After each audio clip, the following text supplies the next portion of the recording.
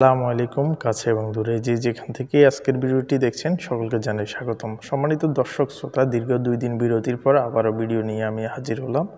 আপনাদের প্রিয় channel Afsar video YouTube channel.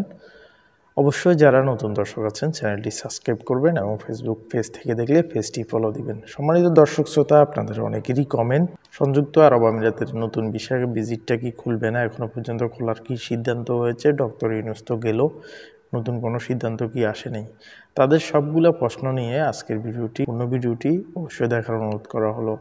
সংযুক্ত আরব আমিরাতের প্রথম কথা হচ্ছে, তারা ভিসা খোলে তাদের প্রয়োজনে, কারো প্রয়োজনে নয়।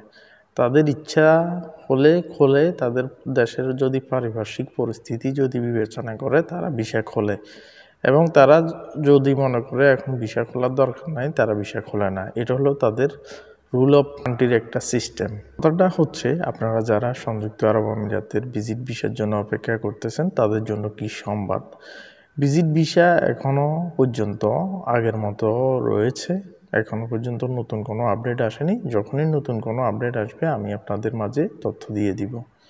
এছাড়াও অনেকেই প্রশ্ন করতেছেন, ভাই ভিজিট ভিসা খোলার পরে কি আমরা ফ্যামিলি ভিসা খুলবে কিনা, ভিজিট ভিসা খোলার পরে ফ্যামিলি ভিসা খুলবে কিনা, সেই প্রশ্নের উত্তরের আগে আমি বলবো, ভিজিট ভিসা খোলাটার অন্তত অপেক্ষা করতে হবে। ভিজিট ভিসা খোলার পরে আমরা জানতে পারবো ফ্যামিলি ভিসা বা লেবার ক্যাটাগরির কোনো ভিসা খুলবে কিনা। এছাড়াও আমি আপনাদেরকে আরেকটা কথা বলি, যারা আমার সাধারণ দর্শক আছেন তাদের উদ্দেশ্যে একটা কথা, আপনারা যখনই হাই প্রফেশনাল ভিসায় সংযুক্ত আরব আমিরাতের জন্য চেষ্টা করবেন, কখনো ভুয়া সার্টিফিকেট ব্যবহার করবেন না।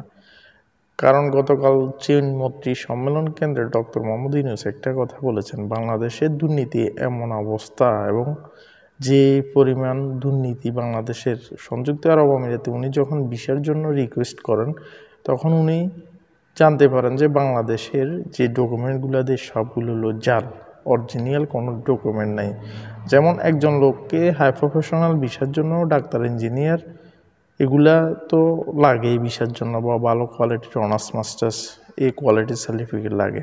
এখন যে ভিসাটা পাওয়ার জন্য একটা লোককে আপনার ডক্টরেট ডিগ্রি লাগাইছে, মানে সে একজন ডাক্তার, ওই ভিসা সে সংযুক্ত আরব আমিরাতে ভিসা পাইছে, কিন্তু ওইখানে আরব আমিরাতে গেছে, আরব আমিরাতের ইমিগ্রেশন পুলিশ চেক করে দেখে যে এই লোকটা ফিজিক্যালি ডাক্তারের মতো না, কিন্তু আপনার ওনাকে ডাক্তারের সার্টিফিকেট দিছে। তখন ওনারা তদন্ত করে দেখলো যে আসলে এই তো ডাক্তার তো কিছু না, শুধু ভুয়া একটা জাল সার্টিফিকেট নিয়ে সংযুক্ত আরব আমিরাতে প্রবেশ করার জন্য, লেবার ক্যাটাগরির কাজ করার জন্য আসছে।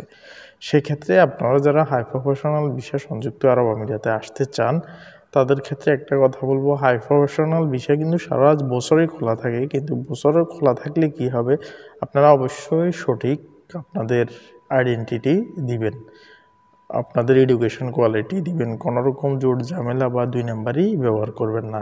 এই ক্ষেত্রে আপনারা নিজেরাও ক্ষতিগ্রস্ত হবেন এবং যে আনবে সেও কিন্তু ক্ষতিগ্রস্ত হবে। এই যে বাংলাদেশের ভাবমূর্তি নষ্ট হলো, এই যে প্রফেসর ডক্টর মোহাম্মদ ইউনূস বলল, শর্মে লজ্জায় মাথা হেড হয়ে যায় যখন বিশ্বে এগুলো শুনে। এখন আমাদের জন্য কথাগুলো আর বলবে কে, শর্মের জন্য তো কেউ বলবেই না। তো সেক্ষেত্রে অবশ্যই মাথা রাখবেন। আর আপনারা জানেন সামনে রমজান আসতেছে, আল্লাহর রহমত আসতেছে, রমজান মাসটা আসতেছে, সবাই ইবাদত বন্দেগীর মাধ্যমে আল্লাহর কাছে দোয়া করেন সংযুক্ত আরব আমিরাতের বিষয় জটিলতা যাতে বাংলাদেশিদের জন্য সহজ করা হয়। দীর্ঘদিন আপনারা অপেক্ষা করতেছেন, আমরাও অপেক্ষা করতেছি ভিসার জন্য, কিন্তু আসলে দুর্ভাগ্য আমাদের ভিসা এখনও খোলা হচ্ছে না। তো আরও কিছুদিন অপেক্ষা করি, দেখি আল্লাহ কী করে। নামাজ পড়ে রমজান আসতেছে, দোয়া করেন, সৃষ্টিকর্তা অবশ্যই আমাদের জন্য ভালো কিছু রেখেছেন। আজকের ভিডিওটি এ পর্যন্তই। সবাই ভালো থাকবেন, সুস্থ থাকবেন।